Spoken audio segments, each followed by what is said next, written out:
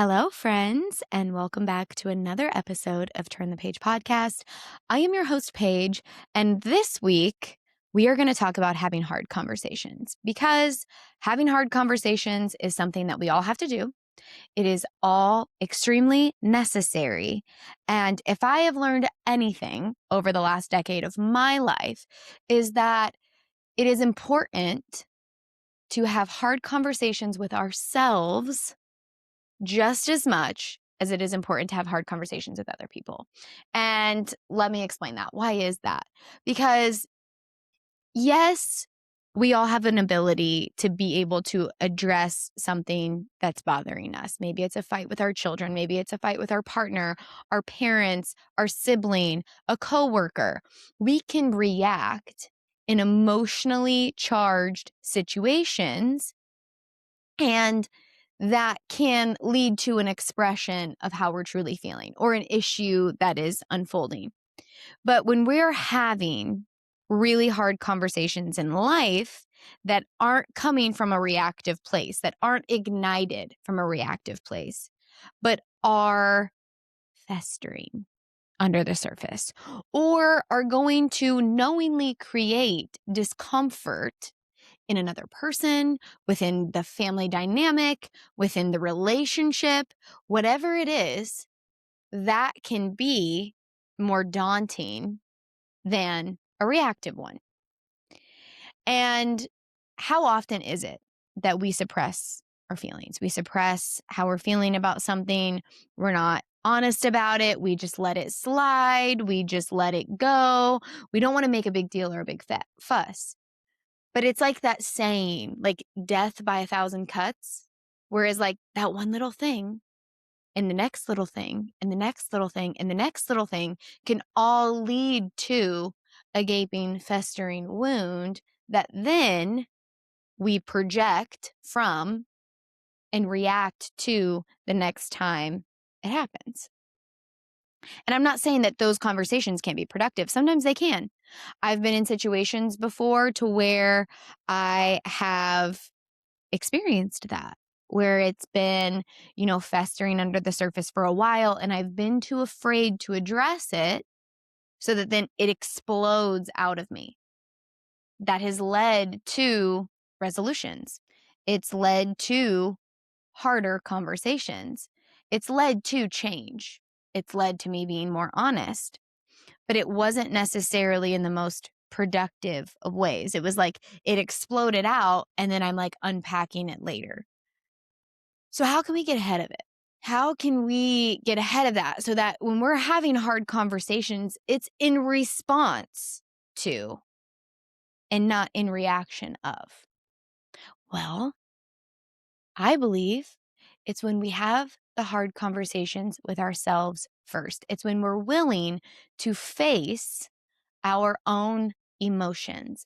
It's when we're willing to get really brutally honest with ourselves first. And for many, many years in my life, I did not know how to do that. I didn't know how to be honest with myself because I didn't feel as though I was supposed to. I was supposed to play the part that kept me safe and accepted and loved in the only capacity that I knew how as I was going through these relationships and these experiences and these family dynamics, becoming a mom, whatever it was.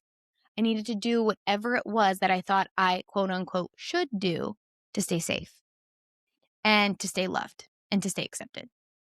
And that didn't always line up with how I actually felt. Because let me tell you, friends, I've got big feelings. I've got really big feelings.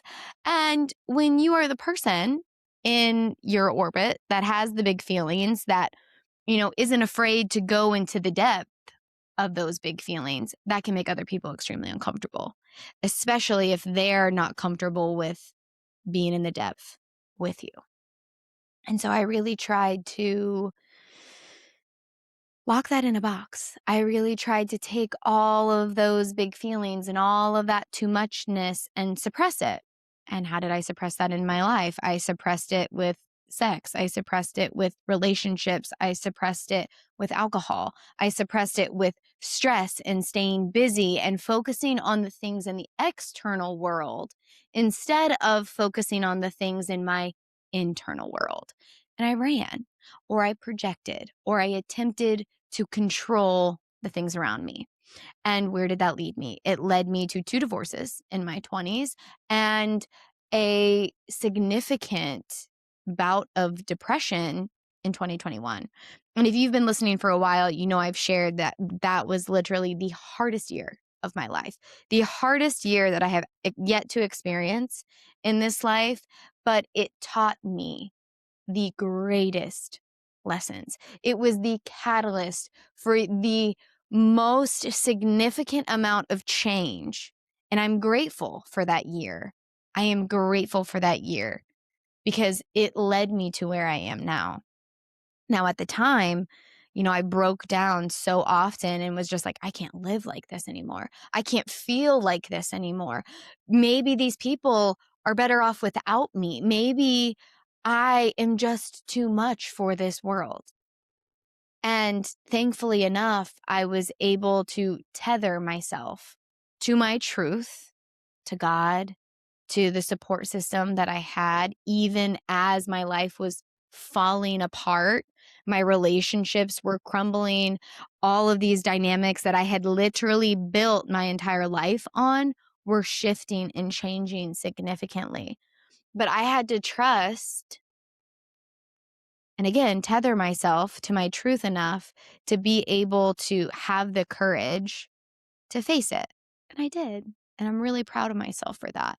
And throughout that experience, it required me to have really hard conversations. And that's when it really started for me. Because even when I went through my first divorce, I never had the really hard conversations. I just ran. And then I attempted to control and project and react and all of those things. But that year in 2021, I was stripped raw. I started peeling away all of my security blankets. I started allowing all of the emotions that I suppressed to bubble to the surface. And it was excruciating at times. And it was extremely uncomfortable. And I remember my body viscerally reacting to my truth because it was so uncomfortable expressing it. And I would have these conversations, whether it was with my second husband or my parents or my friends or my intuitive guidance healer at the time. And I would feel myself shake. Like I would feel my body shake. My legs would tremble. I would get nauseous. I would start to sweat. My voice would get hoarse. I would feel dizzy because I just was so disconnected from the truth of what I desired, from the emotions that I never let myself feel or fully express. And so as I began doing that, it felt so foreign. It felt so different. It felt so ungodly uncomfortable. But I did it. And I continued to do it. And I continued to practice it. And it's interesting now that I can look back and I can observe and I can see, 5 years, how much easier it is for me to have hard conversations, to be very honest about how something makes me feel instead of just finding something or someone else to blame it on. It's like it doesn't have to be about the fact that my kids are being disrespectful. It's the fact that I feel disrespected by these actions. And it allows us to be able to almost compartmentalize it enough to take action on it, rather than just be in a projection and reaction all of the time. It allows us to respond to it, to be honest about it, and then take action to process it and do something to change it. And it's so interesting. And now I feel like I've evolved to a space to where I observe it. It still doesn't mean that I don't project and I don't react. It just means that there's this part of me that is in continual observation to what is unfolding and to the conversations that I'm having. And I used to, when I would feel discomfort or anxious or feel something inside that I needed to get out, I wouldn't have the conversation with myself first to really understand it. I would want to have the conversation with the person that was making me feel the discomfort so that then I could find a way to almost make it their fault. And then it would make me feel better. But the trick, the beauty of self-awareness is that it doesn't just become about the other person in a cycle and a pattern that's going to continue to repeat itself. It becomes about the ways in which we can get to know ourselves, our triggers, our emotions, and how much power we are going to allow them to have. So this old version of me, when she used to feel the discomfort and she would project or she would react or she would need to have that conversation and over communicate and beat a dead horse, for lack of better words.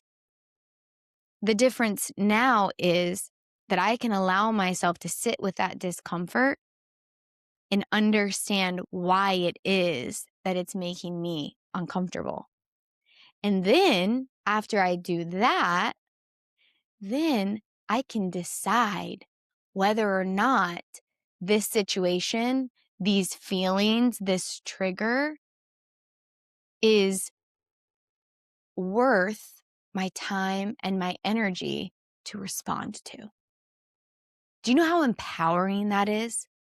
Do you know how empowering that is? And do you know how much healthier it is for the relationships in my life? That I'm not just projecting and reacting to every single thing that makes me uncomfortable. I'm being intentional about it. Hey, when this happens, this is how I feel. And I'm doing it from such a conscious, intentional place that then the other person is actually typically more willing to hear, to not just listen to my feelings, but they're willing to hear it and make a different choice because I'm not being defensive, because I'm not blaming it on them, because I'm not projecting all of the feelings that I'm feeling onto them. And then it's opening up the space for them to turn around and do the same. Now that becomes more difficult with my children because they're kids and they're learning how to communicate. And with Macy, she's a teenager. She's 13 years old and she has a hard time talking about her feelings. She doesn't like to talk about her emotions. It makes her feel very vulnerable. And that's understandable. Understandable. We had a hard conversation this morning and I told her, I was like, I'm not mad at you for having big feelings about this. And I'm not mad at you for not being able to articulate them. But what I want you to learn from this is that there's a level of maturity and responsibility that comes with being able to have hard conversations and to be able to understand why it is you feel that way.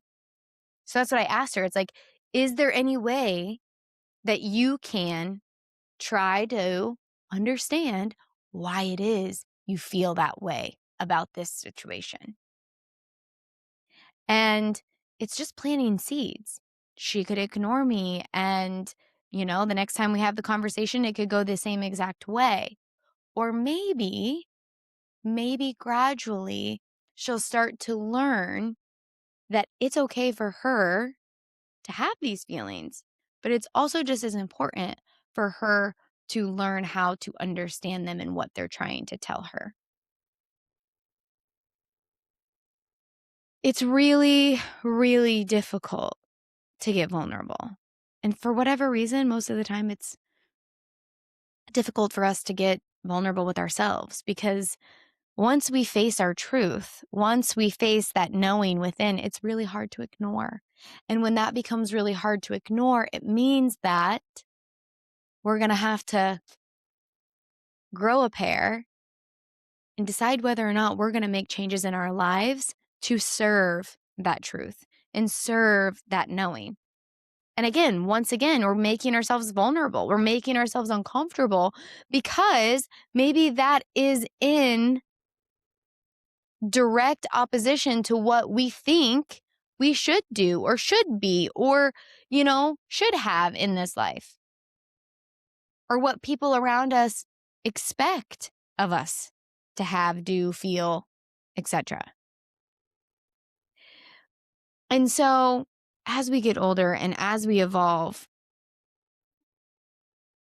learning to attain the tools to be able to listen and to really hear what our knowing is trying to tell us, so that we can then take that knowing into the world and express it in a way that's intentional, express it in a way that's free of the projections of the world, can really set us light years apart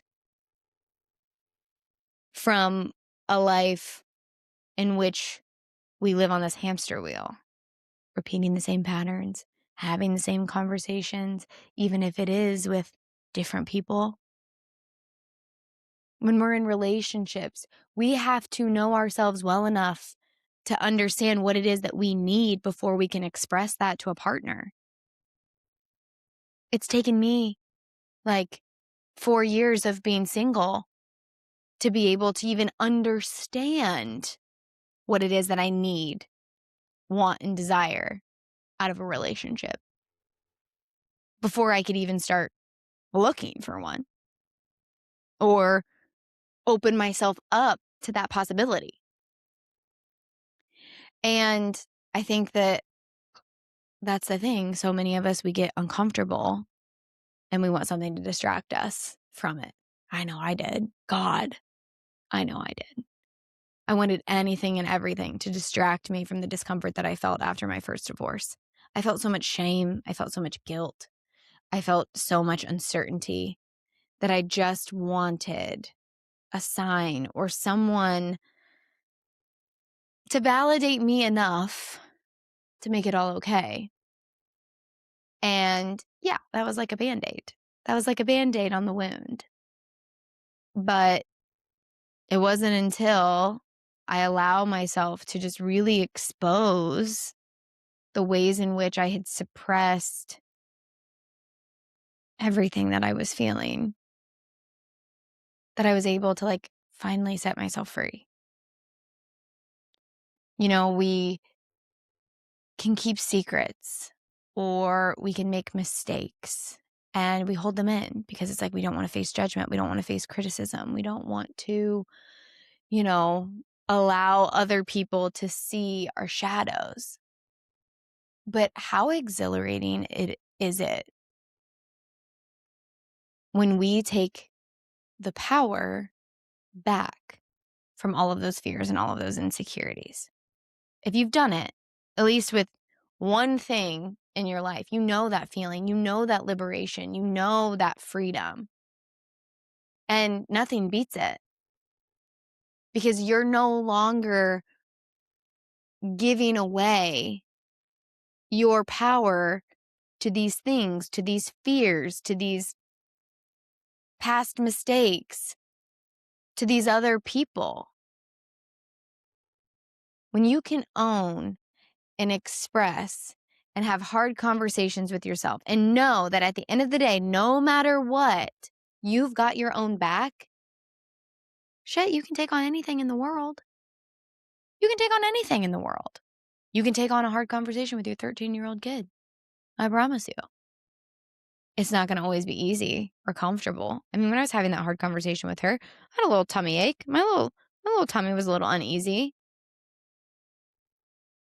But I trusted myself because I've done the work, because I've had the hard conversations with myself, because I've, been patient and I've been willing to be able to observe. And I'm a huge, huge believer that communication is key. Communication is key. Not confrontation, but communication.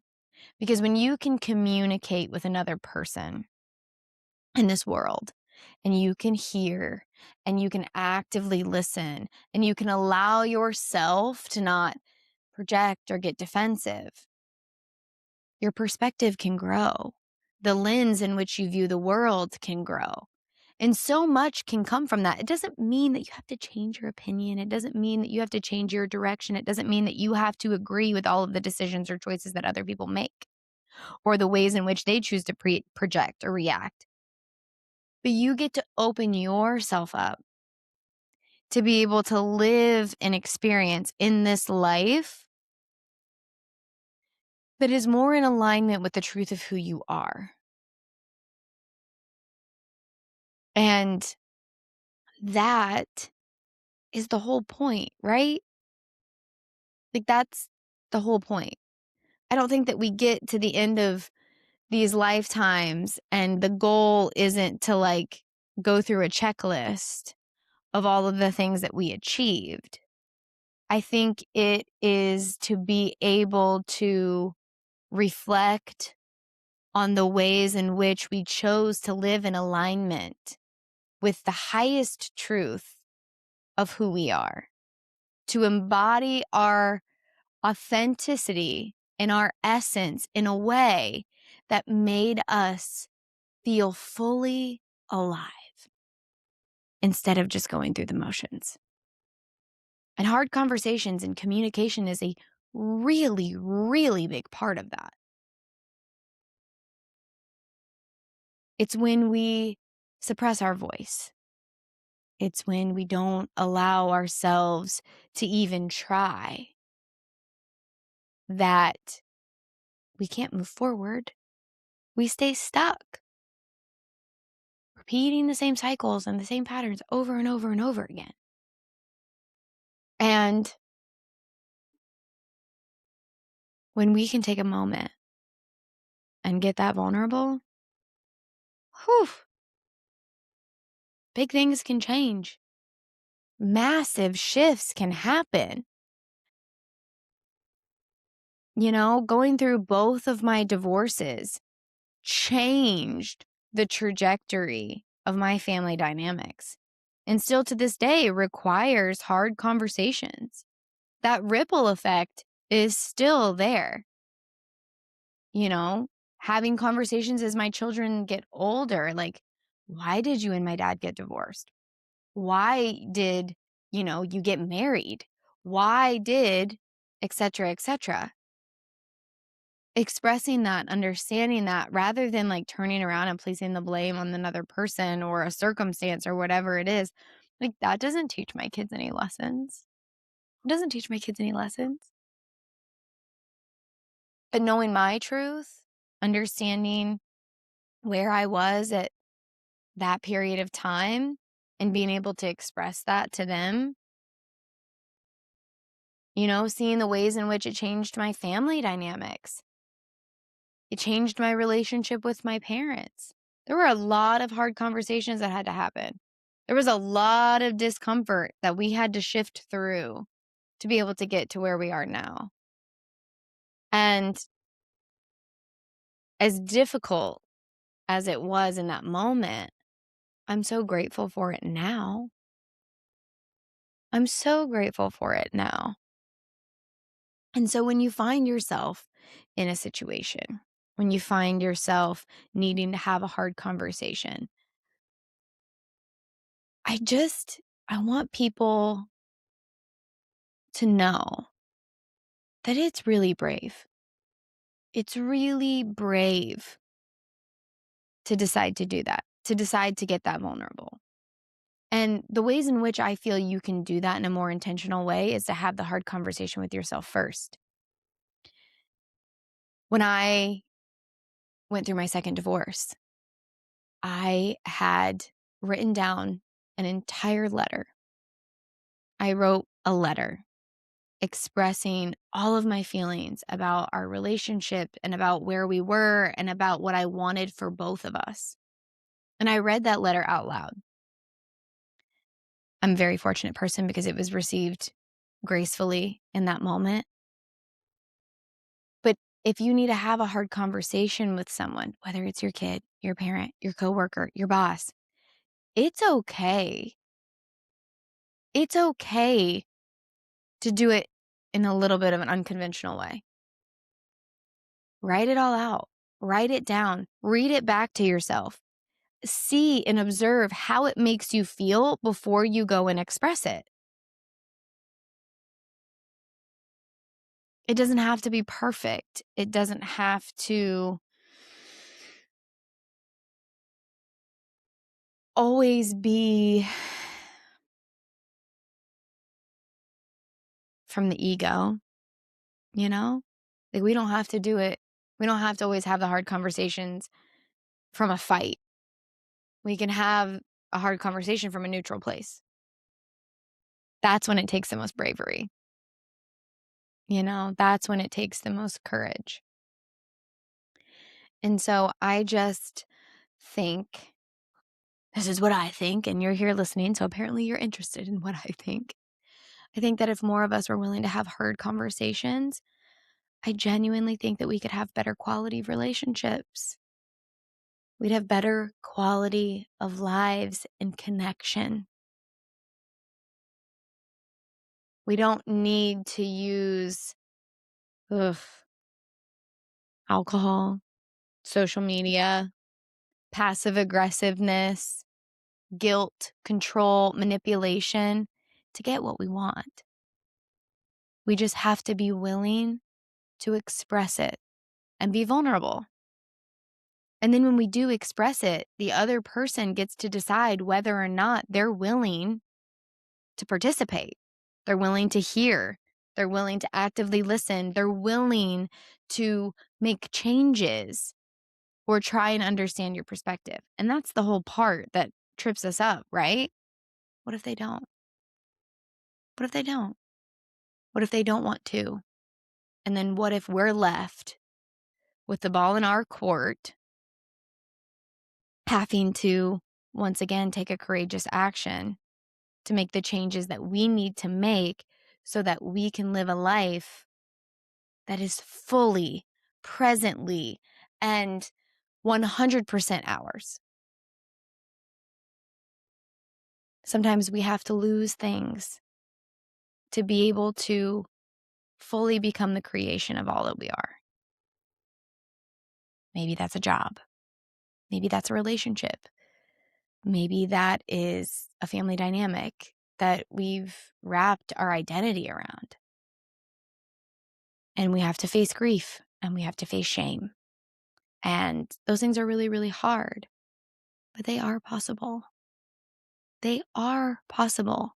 And it's like once you face them the first time, once you trudge through that the first time, it's going to get easier the second and the third and the fourth. Every single time life dishes out something difficult. Every time you change, evolve, and grow. So have the hard conversations with yourself. Allow yourself to have those hard conversations with the people around you. But do it from a place of intention, from response, where you've processed and can fully be present in that moment. Even when it's hard, even when it's difficult, even when you would rather shoot yourself in the foot. It is the path forward. It is the way to be able to be fully alive. We have to be willing to accept the discomfort so that we may fully receive the joy. They both have to exist. It's what makes us human.